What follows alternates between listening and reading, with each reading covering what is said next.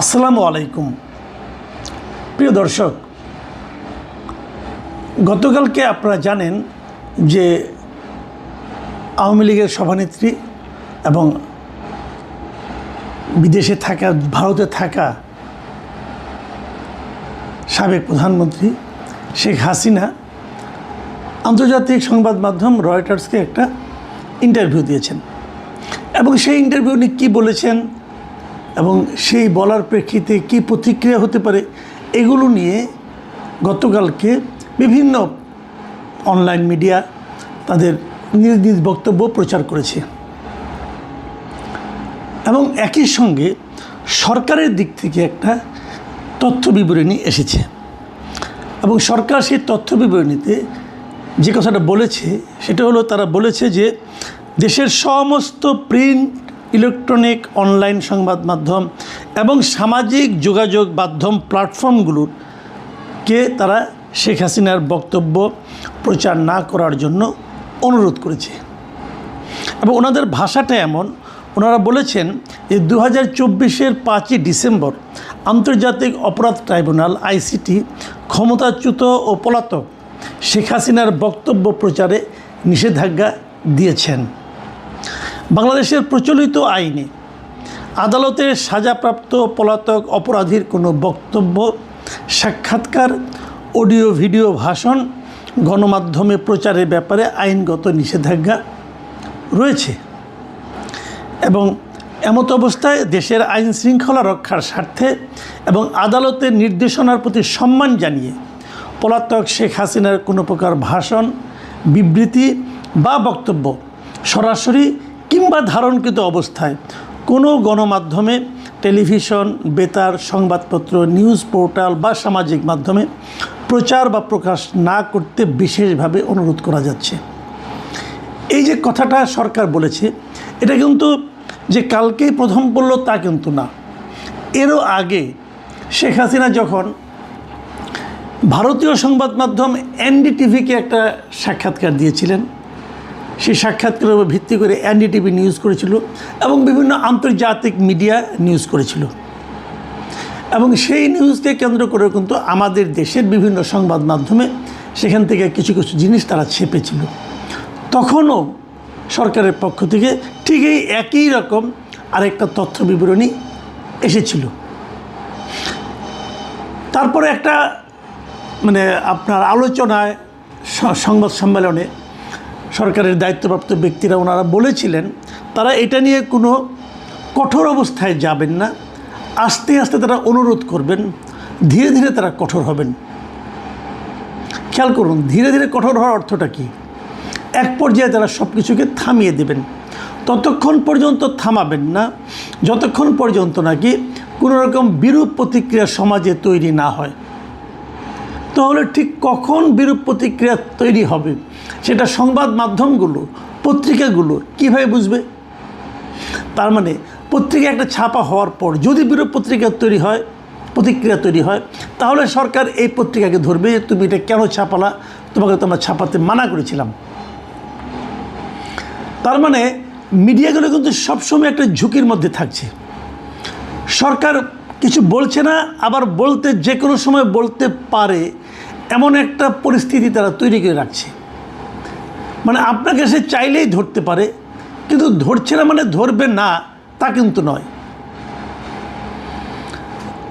এই যে একটা পরিস্থিতি, এই পরিস্থিতিটা আসলে আমি মনে করি সকলের জন্যই কিন্তু খুবই একটা আতঙ্কের পরিস্থিতি এবং এই পরিস্থিতি সরকার ইচ্ছা করে সৃষ্টি করে রেখেছে। কেন রেখেছে আমি জানি না।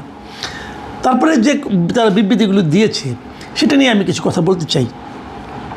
যেমন ধরুন, মিডিয়াগুলোকে এটা প্রচার করতে মানা করেছে।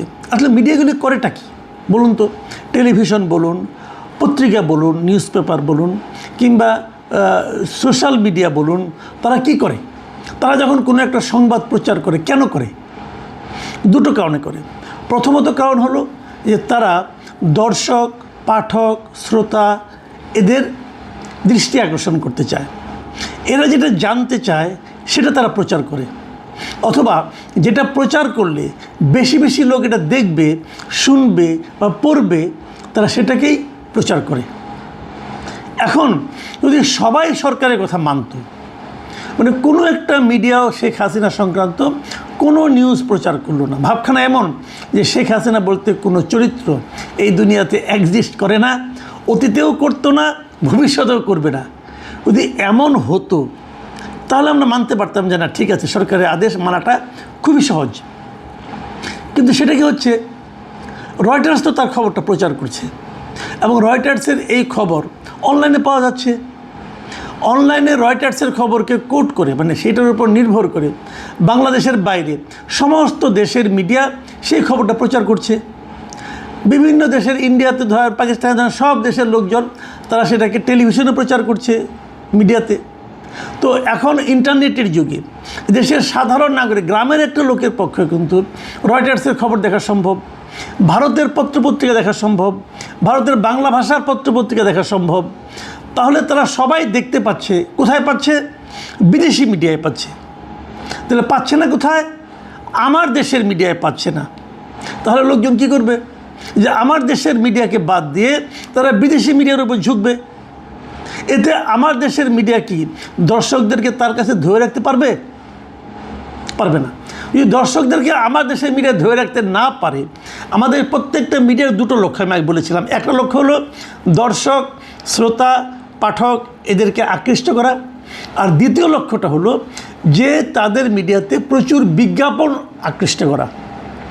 যারা বিজ্ঞাপন দেয় তারা কিন্তু এই যে প্রথম যে কারণটা, যে দর্শক শ্রোতাদেরকে কে কতটা আকৃষ্ট করতে পারছে তার উপর নির্ভর করেই বিজ্ঞাপন দেয়। ধরেন আপনি একটা মিডিয়া করলেন, অনেক টাকা খরচ করে মিডিয়া করলেন, ওটা কেউ দেখে না। এখন যদি কেউ না দেখে, না পড়ে, না শুনে, তাহলে ওই মিডিয়ায় কেউ বিজ্ঞাপন দিবে? দিবে না। যদি বিজ্ঞাপন না দেয় তাহলে ওই মিডিয়ার ইনকাম হবে? কমে যাবে। যদি ইনকাম কমে যায় তাহলে ওখানে যারা চাকরি করেন তাদের বেতন হবে? তারও যে বড় কথা, ওই মিডিয়ায় যিনি লগ্নি করেছেন, যিনি টাকা খাটিয়েছেন, তিনি কি তার টাকাটা ফেরত পাবেন? তাহলে কী হবে? ওই মিডিয়াটার মৃত্যু ঘটবে। তাহলে সরকারের তথ্য মন্ত্রণালয়, যা নাকি আমাদের এই সমস্ত মিডিয়াগুলোর অভিভাবক, তারা কি করতেছেন?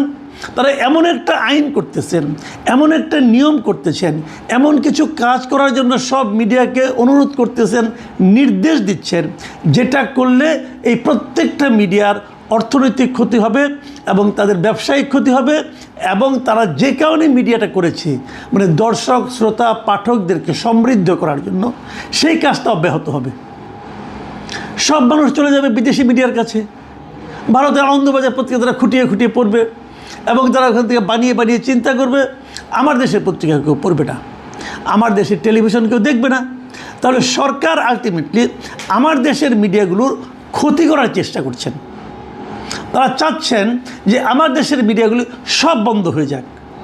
কারণ এরকম যদি এখন যদি শেখ হাসিনা প্রতিদিন একটা করে কথা বলতে থাকে, প্রতিদিন একটা করে মিডিয়াতে কথা বলতে থাকে, তাহলে প্রতিদিন কিন্তু লোকজন ওইগুলিতে চলে যাবে, বাইরেগুলিতে। এবং একবার বাইরেগুলিতে যাওয়ার অভ্যাস হয়ে গেলে তারা দেশীয় মিডিয়ার কাছে আসবেই না। তাহলে সরকারি ধরনের কাজ কেন করছে? আমি এখানে আরেকটা কথা প্রাসঙ্গিকভাবে বলে নিই, সেটা হলো এ ধরনের একটা আদেশ কিন্তু তারেক রহমান সাহেব যখন বিদেশে ছিলেন, মানে লন্ডনে ছিলেন, তখন ওনার ব্যাপারে দেওয়া হয়েছিল যে ওনার নিউজ প্রচার করা যাবে না, ওনার সংক্রান্ত কোনো কথা বলা যাবে না। সেই বিষয়টা কি তারেক রহমান অথবা বিএনপি এনজয় করেছিল? তো যে কাজটা আপনার জন্য যখন প্রযোজ্য ছিল তখন আপনি দুঃখিত হয়েছেন, সেই কাজটা আপনি অন্যদের জন্য প্রচার করছেন কেন? তারও চেয়ে বড় কথা, ওই সময় যারা বিএনপির কর্মী ছিল, সমর্থক ছিল, তারা যারা তারেক রহমানের সরাসরি কথা শুনতে না পেয়েছেন, তারা কি খুব খুশি ছিলেন সরকারের উপর? ছিলেন না। তাহলে এখনও যারা এই খবরগুলি জানতে চান, তারা কি সরকারের উপর খুশি হচ্ছেন? ভেবে দেখুন, হচ্ছেন না। কিন্তু এখন আপনি বলবেন যে ওই লোকগুলোর আমার দরকার নাই। তো ওই লোকের সংখ্যা যদি একজন হয়, যদি আপনি বলেন দরকার নাই, আমি বলবো তবুও আপনি এটা বলতে পারেন না। এটা কোনো ডেমোক্রেটিক রাষ্ট্রে এই ধরনের কথা বলা যায় না যে অমুককে আমার দরকার নাই। ডেমোক্রেটিক রাষ্ট্রে আপনাকে সবাইকে দরকার, আপনি কাউকে বাদ দিতে পারবেন না। তারপরেও ধরলাম যদি একজন হইতো, দুইজন হইতো, তাহলে বুঝতাম। একটা বিশাল সংখ্যক মানুষ তারা কিন্তু জানতে পারছে না। না জানতে পারলে কি হবে? তারেক রহমানের কথা জানতে না পেরে মানুষের মধ্যে যে ক্ষোভটা ছিল, ওই সময় সরকারের উপর ক্ষোভ ছিল, সেই একই ধরনের ক্ষোভ এখনও অনেক লোকের মধ্যে এই সরকারের বিরুদ্ধে তৈরি হবে। এতে সরকারের লাভটা কী হবে? লাভ হবে না। তাহলে সরকার এটা কেন করছে? সেই প্রসঙ্গে আবার আসছি। সরকারের মূল লক্ষ্যটা আসলে কী? সরকার আসলে কী চায়? অথবা সরকার কখন এই ঘোষণাগুলো দিল?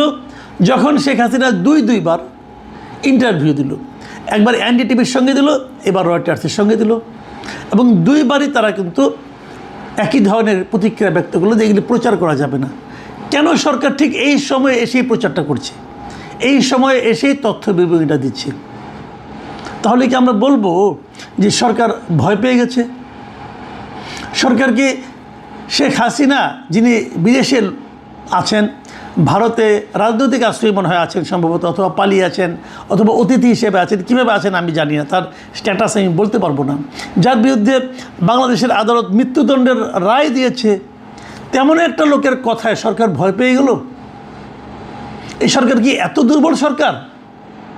কিন্তু আমি তো তা মনে করি না। এই সরকার তো নিরঙ্কুশ সংখ্যাগরিষ্ঠতা পেয়েছে বিগত জাতীয় সংসদ নির্বাচনে। দেশের ম্যাক্সিমাম মানুষ তাদেরকে ভোট দিয়েছে। তো ম্যাক্সিমাম মানুষের উপর এই সরকার কেন আস্থা রাখতে পারছে না? তারা কেন ভয় পাচ্ছে একজন বিদেশে থাকা, মৃত্যুদণ্ডাদেশ পাওয়া একজন রাজনৈতিক নেত্রীর বক্তব্যের উপর? কেন পাচ্ছে? এটা কি জরুরি ছিল? শেখ হাসিনা কী চাচ্ছে? উনি কী বলেছেন? উনি বলেছেন উনি আসতে চান, দেশে ফিরে আসতে চান। এটা তো সরকারের খুশি হওয়া উচিত, কারণ সরকার নিজেই তো ওনাকে আনতে চাচ্ছেন, এবং ওনাকে ফিরিয়ে আনার জন্য সরকার অলরেডি ইন্ডিয়ার কাছে চিঠি লিখেছেন যে ওনাকে ফেরত দেন। এখন যদি ওই চিঠির কারণেই হোক অথবা অন্য কোনো কারণেই হোক, যদি শেখ হাসিনা নিজে থেকে আসতে চায়, সরকার তো খুশি হওয়া উচিত। সরকার এয়ারপোর্টে অপেক্ষা করা উচিত। সরকারের উচিত হবে দ্রুততার সঙ্গে ওনাকে একটা ট্রাভেল ডকুমেন্ট দিয়ে দেওয়া, ভাই আপনি আসেন, তাড়াতাড়ি আসেন, আপনি তাকে এয়ারপোর্ট থেকে তাকে গ্রেপ্তার করে নিয়ে যাবেন, কোনো সমস্যা তো নাই। ইন্টারেস্টিং হলো ওনারা যেটা করতে চাচ্ছেন সেইটা করতে শেখ হাসিনা ভয় পাচ্ছেন না, কিন্তু ওনারা ভয় পাচ্ছেন। এই যে প্রশ্নগুলো আমি তুললাম, এই প্রশ্নগুলির জবাব সরকারের কাছ থেকে আসা উচিত। আপনারা কেন ভয় পাচ্ছেন? তাহলে কি আপনারা যা করছেন সেটা নিয়ে আপনারা নিজেরাই স্যাটিসফাইড না? আপনারা ভাবছেন যে আমাদের কাজগুলো সাধারণ মানুষ গ্রহণ করছে না? তাহলে কেন করছেন? যে কাজটা সাধারণ মানুষ গ্রহণ করছে না বলে আপনাদের মনে একটা আতঙ্ক আছে, আশঙ্কা আছে, সেই কাজগুলো না করলেই তো হয়। কেন করছেন? দেখুন, আপনারা এরকম তথ্য বিবরণী দিয়ে থামাতে পারবেন না। মানুষ ঠিকই জেনে যাবে। মানুষ হয়তো এখন যদি হয় অন্য দেশের মিডিয়াগুলি দেয়, তারা হয়তো তাদের মতো করে ব্যাখ্যা করে করবে। কিন্তু যদি আপনারা এটাও থামিয়ে দেন, তাহলে কী হবে? তারা মূল নিউজটা পড়বে, তখন তারা কিন্তু আপনাদের উপর আরও ক্ষিপ্ত হবে। একটা কথা কিন্তু শেখ হাসিনা নিজেও বলেছেন, সেটা হলো ওনার এই বক্তব্য আমি যেটা দেখেছি, উনি বলেছেন যে একটা সরকার দীর্ঘ সময় ক্ষমতায় থাকলে কিছু ভুলভ্রান্তি হতেই পারে। যদি তেমন কোনো ভুলভ্রান্তি আমাদের হয়ে থাকে, তার বিচার জনগণ করবে। আর কি চান? জনগণ তো আপনার সঙ্গে আছে, সেই জনগণকে বিচার করতে দিন। নাকি আপনারা ভয় পাচ্ছেন যে জনগণ আপনার সঙ্গে নাই? যদি সেরকম ভাবেন তাহলে আপনাদের এই আচরণ ঠিক আছে। আসলে কি দেখুন, আজকে আমি প্রথম আলো দেখলাম। প্রথম আলোতে আজকের যে পত্রিকা, প্রিন্টেড যে পত্রিকাটা, সেই পত্রিকা শেখ হাসিনার ওই ইন্টারভিউয়ের ব্যাপারটা নাই। কিন্তু কি আছে, প্রথম পাতায় তারা একটা বিশ্লেষণ নামক খবর ছেপেছে। বিশ্লেষণ শিরোনাম দিয়ে সেটার নাম, শিরোনামটা হলো শেখ হাসিনা ডিসেম্বরে দেশে ফেরার ঘোষণা কতটা বাস্তব। এটা বলে আসলে এটা বাস্তব কি অবাস্তব, তারা এটা অ্যানালাইসিস করেছে ওনার বক্তব্যটাকে। তাহলে কি হলো, ওনার বক্তব্যটা তারা ছাপলো, প্লাস তারা অ্যানালাইসিস ছাপলো। তো আলটিমেটলি কিন্তু ঘুরাইয়া খাইলো। অন্য সময় হলে হতো কেবল ফ্ল্যাট খবরটা ছাপতো, অ্যানালাইসিস ছাপতো না। এখন আপনাদের এসব তথ্য বিবরণীর সরকারি হুমকি ধমক এটার থেকে বাঁচার জন্য তারা একটা অ্যানালাইসিস ছাপলো। তো লাভ হলো না ক্ষতি হলো? এটাই সমস্যা। আমরা আগেও দেখেছি, যখন কেউ সরকারে যান, ওনারা মনে করেন ওনারা যত বেশি কন্ট্রোল করবেন, যত বেশি মানুষের গলা চিপে ধরে থাকতে পারবেন, তত বোধহয় লোকজন তাদের সম্পর্কে ভালো ভাববে।